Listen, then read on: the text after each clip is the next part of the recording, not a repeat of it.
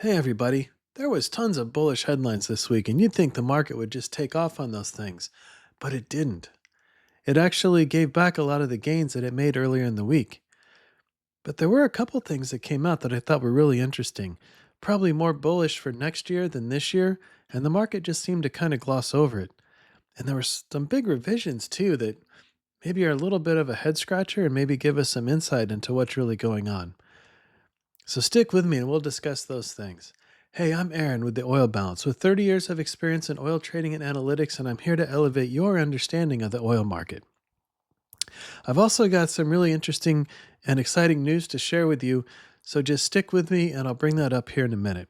So let's quickly go to the chart deck, which I have right here. All right, so as I mentioned in the beginning, there were a lot of headlines this week, and I thought I'd just kind of go through those really quickly with you. And, I said they were really bullish. And when they came out, if you take them at face value, I think they're really bullish. But sort of the more you dig through it, you can kind of understand why the market sold off a little bit. But let's just go through some of the things I picked out this week. Ukraine hit the Primorsk port in the Black Sea, and here's roughly how much oil and diesel that went through that facility last month. Just today, on the 13th, Ukraine hit a Russian refinery that's actually east of Moscow, so it's pretty far into the middle of Russia, yet they were able to hit that. It looks like at least one crude distillation tower was damaged. I'm not sure, still awaiting news on what else was impacted there. As you probably saw, Russia and Belarus are conducting military exercises right on the border with Poland. That's probably not helping the situation in Ukraine or helping to cool off the simmering tensions around the whole Russia Ukraine war.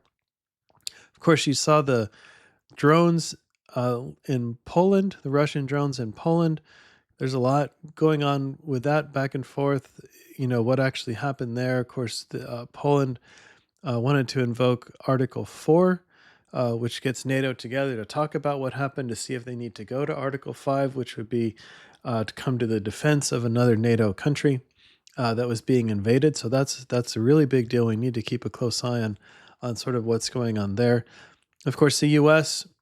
President Trump, in an effort to push an end to the war in the Ukraine, really wants to slam more sanctions on Russia.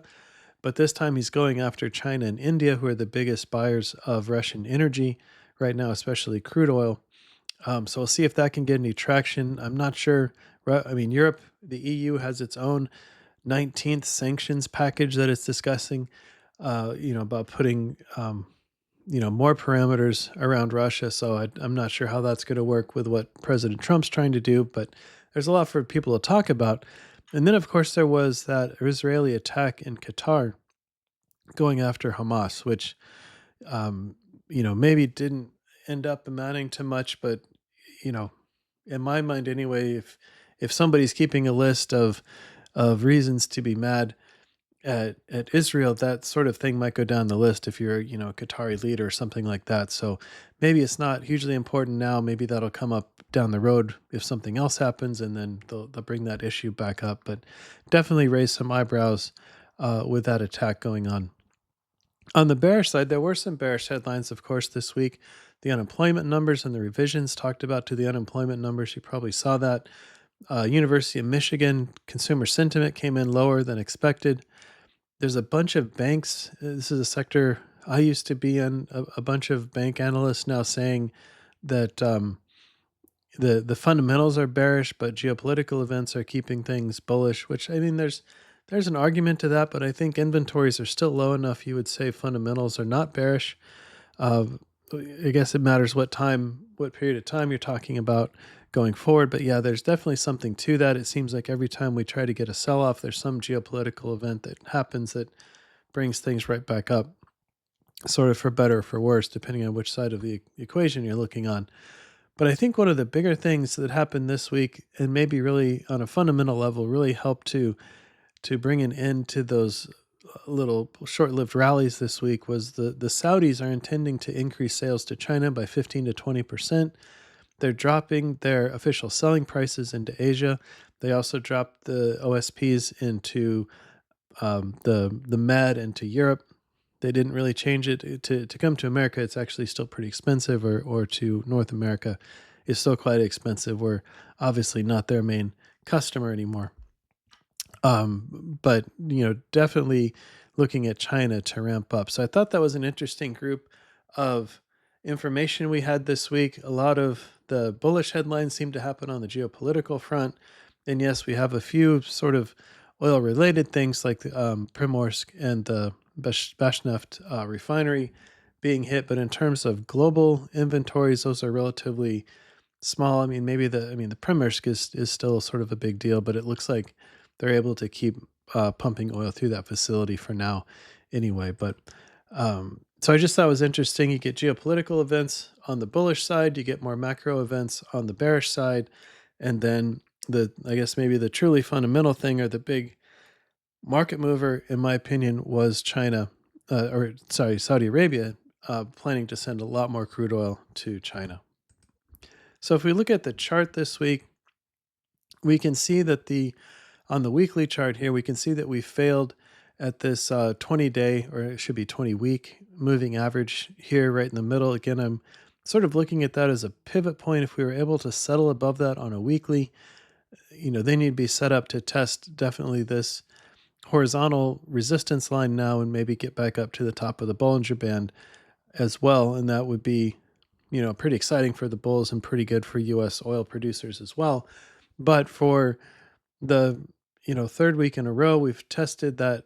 Well, we didn't quite test it this week, but for 3 weeks in a row, we've been unable to break that 20-week moving average.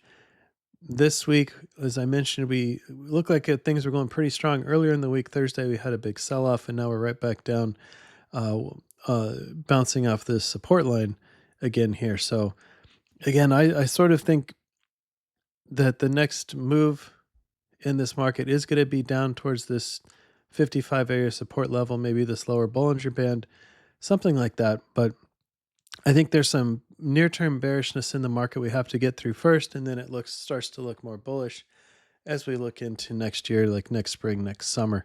And I'll show you what I'm talking about there. But real quick though, I just want to let you know that we hit 1,000 subscribers finally on this YouTube channel, and that's a big deal for us. I mean, we're a young channel, we're trying to grow, and so to show my appreciation, I've dropped the rates for our Elevate Your Understanding subscription, which is what this presentation is based on. That Elevate Your Understanding subscription has a whole lot more meat to it than what I'm giving you right here. This is kind of the trimmed down version. But for a very limited time, for a couple weeks or maybe till the end of September, I've marked that down to only $25 per month. And there's also a further discount if you want to do an annual subscription on that. But it's marked way down. I'm trying to say thank you to all the subscribers here on this channel that have come here to look for this information. So I'm not going to broadcast that special anywhere else. Of course, if someone happens to go to our website, theoilbounce.com, and come across it, they can access that special sale price as well. But especially to you, my viewers, I want to reach out and say thank you and extend that sale price to you if you're interested in it. I think it would be immensely helpful. If you like this channel, that report goes even deeper into things and has a full written text along with a bunch of charts. So look out for that. And that was sort of the big announcement I wanted to make here. But at any rate, let's keep going with the presentation here. So one of the things I mentioned is there's this sort of bullish news that came out earlier in the week on Monday that the market seemed to sort of skip over, and we'll go into why, and maybe there's some reasons the market did skip over that. But if held to, it could be a really big deal. So OPEC on Monday, or OPEC Plus, put out their compensation package. So if you recall, what we've been talking about for a while now is that after the cuts that OPEC started in April, and I think it was April and November of 2023, trying to sort of control the market, and they brought Russia into the fold with the OPEC Plus, and Kazakhstan and Oman in with the 5 big OPEC producers that had sort of spare capacity and the ability to manipulate their production numbers either up or down depending on what market demand was. So they got those grouped together. We call them the eight, the OPEC plus the eight, or something along those lines. But there was enough overproduction or cheating on those levels that they had to come up with this compensation package. Now they tried this back in April of this year when they came out with the first indication that they were going to start bringing supply back to market. And they mentioned it, but I'm not sure they did a lot with it. And they're sort of trying this again. So I want to bring this out and show you. This is literally the table from the OPEC website. You can just go on OPEC.org, and they have a press releases page, and you can find this pretty easily. It's near the top of the page under their compensations package. So this is the cuts that they're supposed to be doing between these different countries over this period of time. So on one hand, you've got increases that they just announced on Sunday of last week, which was the big headlines. And I made a YouTube about, a video about it on here and everything. And a lot of people were, talking about what OPEC had said and how they're going to increase and bring back the 1.65 million barrels per day of that initial cut back from April of 2023. But I didn't hear anything about these compensation cuts coming in. So on one hand, you have an increase, and then you have this decrease in compensation. And if you look closely at this table, especially for Kazakhstan, it really starts to get to these chunky cuts in, March, April, May of next year. Even February is pretty chunky at 300,000 barrels per day of cuts. So Kazakhstan's supposed to be doing about 1.5 million barrels per day. They've been doing 1.8. They got up to 2 million barrels per day there briefly for a short period of time, for a couple months, and then came back down. So yeah, they would need to take a lot of barrels off the market to sort of compensate the rest of OPEC, or maybe to say Saudi in particular, to compensate them for stepping on their toes and selling more product than they should have been. So what I did here, this chart on the right here shows you a couple things. I thought this was pretty interesting. So for a while now, I've been saying that Petrologistics, which I think is absolutely fabulous. You should go visit their site, petrologistics.com. They're actually out there tracking the ships. They're tracking pipeline movements, and they're able to sort of back into these production rates. And they were coming, in this last, year and a half, or really, I guess since, I don't know, going back into 2022, I think is when the highs were. So 2023, you really start to get this divergence between the two different groups. So this is when OPEC should have been cutting, or the OPEC plus the eight should have been cutting and sort of restricting supplies to the market. But meanwhile, Petrologistics was saying, well, wait a minute, we're still tracking these flows that are much higher than what sort of the official OPEC numbers are saying. So the blue line is what you can find in their OPEC monthly reports. If you string those together, you'll be able to patch together a line that's basically this, what I'm showing you here, the blue line. The orange line is from Petrologistics, which again, you need to go talk to them about getting their information. They're wonderful people, very good to work with. So I'd recommend you go talk to them too. Anyway, this is their orange data that I've highlighted here, going back and picking out, again, just the group of eight, if you will. This blue dashed line is where we'd be with the increases that they've already talked about. So I'm assuming on Sunday's meeting, they said they're going to bring back 1.65 million barrels per day. They were going to start in October by increasing 137,000 barrels per day. If you extrapolate that out through August of next year, 137,000 barrel per day, month-on-month increases, that gets you to that 1.65 million barrel per day increase. So that's what this line is, just the increases where you'd expect it to go. I think I talked even last week or the week before about how sometime early spring, if we just see the increases that was discussed, we'd kind of get back to levels where Petrologistics currently has things going. And again, remember, the two agencies were really close in terms of the production numbers, from 2020 through most of 2023, right? It's just recently that it's really diverted when OPEC was supposed to be cutting. So to get back to these levels, I think would make sense from a lens of, well, OPEC didn't actually take barrels off the market. They were just trying to keep the market supported and talk things up. And now they're trying to bring barrels back to justify that overproduction, because obviously the market's able to take this orange line level of production and not the blue line level of production. So why not give the market what it needs? And that's why we've increased so quickly this year. So I think there's an argument to be made there. And then, like I said, this blue dash line would just sort of continue on if with the 137,000 barrel per day increase that they just announced. On Monday, though, we got this table that came out on their compensation. So I went through and added that back in, or, added the negative back into the increases. And you get this plot with the green line of what it would be like. So you have this, it actually dipped down, which you can see here too on this dash green line. You start in January and then you sort of dip down a little bit through the springtime and then ramp back up into the midst of the summer. So as you can see here, by June, if they keep to this plan, which is a huge if, and I'll come back to that in a moment, if they keep to this plan, by June, all those compensations will have been made, and then they're back to, whatever the market will bear. So that could be a huge deal, which is why it bounces right back up to these really strong rates that we saw, way back several years ago, right? So the blue line with the boxes is 2025, and then this dashed green line here, it would be 2026 if they keep to this compensation line plus the builds we're assuming, or the increases we're assuming from the 1.65 increase.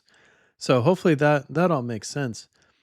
But what I think the market's missing is, if they stick to the compensation cuts, yes, we do get a small build through the end of December, but then it really tapers down into the springtime. So it's not nearly as bullish as this blue line would suggest, especially in the first half of 2026.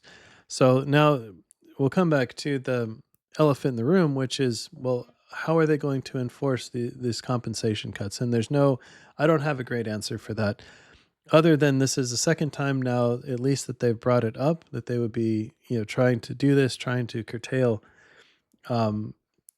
this production and sort of have a chance for others, meaning Saudi, to get back some market share. In the meantime, we just saw from the previous slide, China's trying to increase exports into China. Again, that really seems like a market share thing to me. I don't know that Chinese demand would increase that much month on month to the Saudis. They're looking for a 15 to 20% increase from how much the Saudis are exporting, but I'm not sure demand goes up that much in October versus September. So it definitely seems like a market share struggle going on with regards to China, especially in that month of October, and lowering the OSPs and all that sort of thing. So what could they do to try to force these compensation cuts? It's somewhat limited, I think, and maybe that's why the market is maybe ignoring this a little bit. If Kazakhstan wanted to just voluntarily do it and say, well, we made this agreement, we want to live up to it, and we're going to cut these barrels back, in the spring and summer of 2026, then obviously, they could do that. Does Kazakhstan, the contracts they have in place with different Western vendors, like Exxon, for example, that's helping them with the Kashagan field, are they going to be amenable to Kazakhstan toning back, dialing back the production level to keep OPEC happy, to keep Saudis happy? Probably not. I don't know. So this could get pretty interesting next summer. Again, if the market demand is there, if the market's absorbing all these barrels, it's going to be really hard to try to get Kazakhstan to back off. And I'm just picking out, obviously you can see all these different countries here. Iraq, in my mind, is even a bigger overproducer than what's shown in this table here, again, just based on the petrologistics data. The point being, if the demand is there, price will probably be high enough that you're going to want those barrels in the market anyway. If demand is very strong, you're going to want these back in the market. And then we get into what I mentioned last week. By the time you get into late summer, and so this would be like a strong demand scenario. If we get back into late summer, and now you're sort of no limits on what OPEC or the eight can produce and by extension export, then we're going to be back to talking about spare capacity. And so depending on whose numbers you use, that spare capacity drops to between 92 and 95% if, by either once this little dash blue line and this green line cross up here in July and August of next year. So assuming there's the demand to keep this endpoint in goal in mind, then you can sort of see by the chart and even over here, we're back into the territory of really high rates for this group of OPEC plus producers. Yes, in April, if you remember April of 2020, the Saudis, went on this price war and were trying to get back at the speculators and all that kind of fun stuff, and really ramped up their production to 11.6, 11.8, depending on who you talk to, which agency you want to do. And then, of course, we had negative numbers on the NYMEX because of lockdowns and the price war, and things just got super ugly from there. So yes, this sticks out like a sore thumb, and the timing was just awful for that sort of thing to go on from a Saudi perspective, especially. But if you outside of that, like these couple data points, you can see that if this plan is kept to, by the time we get to late summer, we're pretty much near the highs of what this group can produce. There's also the argument that Russian production might continue to be restrained, either because of sanctions or damage or all sorts of things, whether or not the war has ended by that point. So again, the point is, under a bullish demand scenario, next summer could actually be pretty bullish just from the standpoint of a lack of spare capacity on OPEC's part. And then it falls to the rest of the world to step in and grow production, and you need higher prices to grow production. So that's a sort of quick look at that. Now, there's a couple interesting things that went on again in the OPEC MORM, the monthly oil market report that they put out.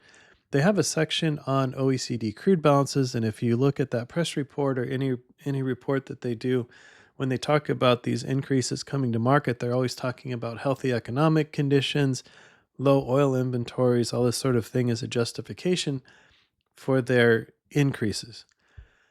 The problem is this data is sort of always moving, and you're always trying to procure the best data. And it's not just OPEC doing this, but the IEA, the EIA, myself, we're always trying to come up with what's the best data. And usually the data that's just come out is a little bit suspect because it hasn't had time to sort of bake. And that's just sort of a very broad general thing I'm throwing around right there. But so what happens is, especially within OPEC or the IEA, is these numbers will sort of move around a little bit. So that's what I've tried to track here on this chart on the left. It's just that we saw this huge revision for June inventories on OECD crude.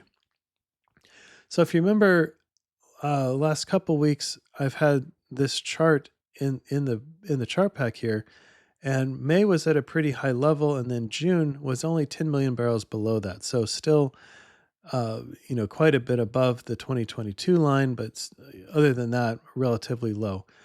Well, with the latest OPEC report, they've revised down, as you can see here, the green line. This was the initial number for the month of June, and now the second number, they've revised it way down to 1.313 million barrels from 1.348 million barrels. So all of a sudden now, this gap between May and June has gone from 10 million barrel draw to a 40 million barrel draw. And so that's interesting. That's a little bit suspect. It's the only draw that we've seen so far this year, which again is not necessarily crazy, but it was 10 million barrels and now it's 40 million. So that's a huge deal. And now we're much closer to the 2022 line, From June to July, they are showing a small build, but again, it's sitting right on 5-year lows now. Just a little bit higher than the 5-year lows for the month of July. So as this data matures and we get more information, it'll be interesting to see on the next OPEC report what they do with this June number. As you can sort of see from these charts, each month we get sort of 3 bites at the apple for what OPEC is going to call OECD crude inventories for that month. Typically by the third chomp at it, it stays static at that rate unless they've got some bigger revision to do. So this is interesting, but again, the timing is also super interesting, right? Because this huge revision was made during the time that they were discussing whether or not the market needs that 1.65 million barrels per day back. That cut that we discussed a minute ago from April of 2023. So whatever happened, whoever presented this information, this revision in inventory, had to know that that would be seen as supportive for the decision to bring back production for the rest of the group. If there were any hangers on to maybe keeping production flat in October, and again, October you have big turnarounds going on, not as big as the springtime typically, but there's still 2 to 3, maybe 4 million barrels per day of refinery capacity offline globally.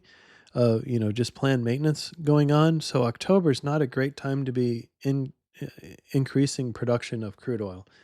Maybe they would save that for next year. So definitely seems a little bit suspect to me, a little bit of a head scratcher. I'm very interested to see what OPEC does on next month's report.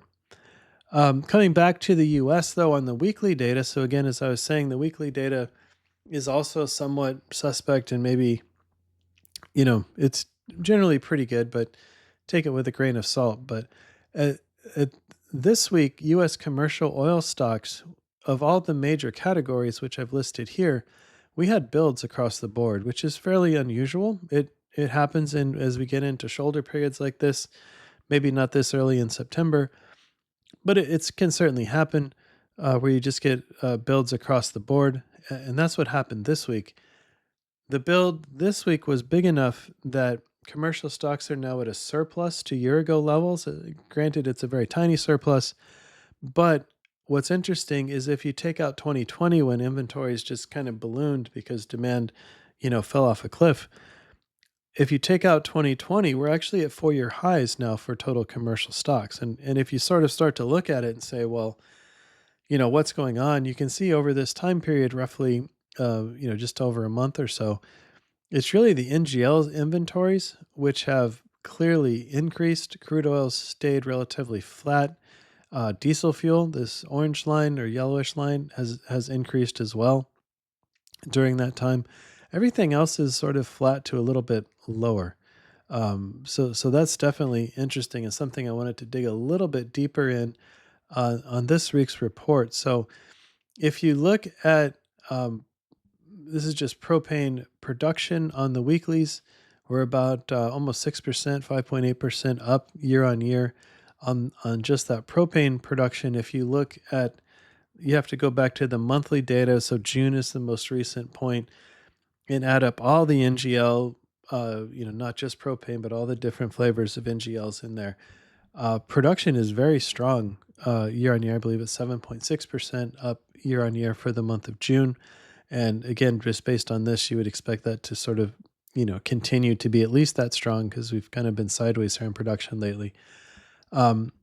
Demand's been pretty good, but we're also putting barrels into storage. So you can see here, this is total NGL storage. So again, I'm looking at that big number, not just the little propane number. And we're growing faster than we did a year ago. So production's up, storage utilization is growing faster. So we're putting more stuff into storage. But I found this was really interesting. Again, so this is sort of coming from both the IEA and from OPEC. I just double checked OPEC's number, and they're just grabbing it from the IEA, same place I would. But demand for NGL demand, so that's including propane and other things. In the first half of the year, again, we only have solid data through the month of June on that monthly data, is actually up year on year. So yeah, we had some heating demand earlier in the year. We didn't bottom out as much as we did last year in the month of April. May was pretty similar, and then June we're starting to get a little bit of clearance between these two lines, right? As demand is picking up a little bit more than was expected, or at least that we saw this time last year. Meanwhile, the Chinese NGL demand is actually pretty flat year on year. So this is, I guess, surprising. One, it's surprising in view of the tariffs that China's still able to process this much NGL demand. So they obviously a lot of petchem use NGLs as a feedstock. Plastics use NGLs as a feedstock. We sell China a lot of ethane, which they use in their steam crackers to eventually make plastics. Right. So, of course, that was ethane exports to China was cut out and allowed to continue. Where a lot of other things were sort of blocked, that when we were going back and forth on the tariffs, I guess we technically still are. But again, I'm a little bit surprised that they were able to hold on to last year's numbers pretty closely. When you average it out, it's almost identical to a year ago. Whereas in the U.S., we're still up a little bit. So hopefully we're getting a little bit more domestic demand because we've got so much product and inventory and that sort of thing. Hopefully we are generating some domestic demand on the petchem side. Prices are a little bit above year ago right now, but for the whole year, it's actually been I think it's 1.4% increase year to date on the Mount Belvieu propane number. But at any rate, I was really surprised. And maybe that's part of what China is worried about, because in an economy that should be growing by 5%, according to the central government, you would probably expect a little bit more demand growth on the NGL side than just flat. So kind of surprised on both sides of that. Surprised it's not weaker demand in China, but I'm sure from a Chinese perspective, they're disappointed that it's even not stronger. It probably needs to be stronger for them to hit their various goals. So I thought I'd bring that out. I thought that was super interesting, and I know a lot of you are looking at this more from an equity standpoint. So wanted to highlight that especially this week, and so make of that as you will. Probably some further research to go on there. So anyway, here's our recap of things we talked about this week. So again, there was a lot of bullish things. At least the initial headline was bullish and maybe couldn't all the way follow through. The details weren't quite as bullish as the headline, perhaps. Yet the market wasn't able to hold on to gains, so I thought that was pretty interesting. And it sort of fits the idea that I've been thinking, that near-term things are fairly bearish. If we have a chance at 55, it's going to be in the next several weeks here, September, October. The chart doesn't look particularly bullish to me right now, but we need to really test that lower support line and see if we can break through that, obviously. For next year, I think you have that latent bullishness from these compensation cuts. And I probably should have mentioned it before, but even if they're not able to force these different countries into this compensation, it may just be enough of a threat that they have this plan that some of the big trade shops or hedge funds that can really throw a lot of volume into the market get a little bit gun shy at that sort of thing and think, I can push the market down for a short period of time, but not lean on it too hard for a long period of time, because they already have these plans in place to take all these barrels off the market. And of course, if WTI or Brent is pricing at 50, it's much easier to talk Kazakhstan into cutting production than it would be if the market was at $80. And you're going to have a very hard time talking Kazakhstan into cutting production. So again, I'm just picking on them because they've got those big numbers in the back half of the first half of 2026 in the back half of that table there. So I think that's maybe something to think about too, just the psychological impact of having that in place is almost a little bit of a put or some sort of floor in the market for OPEC. The revisions, I think, is a very big deal. I'm looking to see if they're going to change that number back up or what's going on there. The other agencies like Jody, the IEA, didn't seem to have that big of a draw for OECD crude stocks in the month of June. So I'm not sure what's going on there, what the OPEC analysts saw or maybe missed. Commercial stocks at a 4-year high, and then NGL demand looking really good. So production up 6.7% year on year for June. And then first half 25 domestic demand for NGLs is way up. And yes, some of that's heating, but lately it looks like it's up as well. And Chinese demand is flat. So again, if you like this sort of thing, please like and subscribe. And please go to our website. I've got that sale going on that I mentioned for the Elevate Your Understanding subscription. Super low price right now, $25 a month, or what works out to $20 a month if you get a full year subscription. Again, thank you for the 1,000 subscribers that we have. I want to try to keep this going, and as a way to say thank you, putting this out there for you.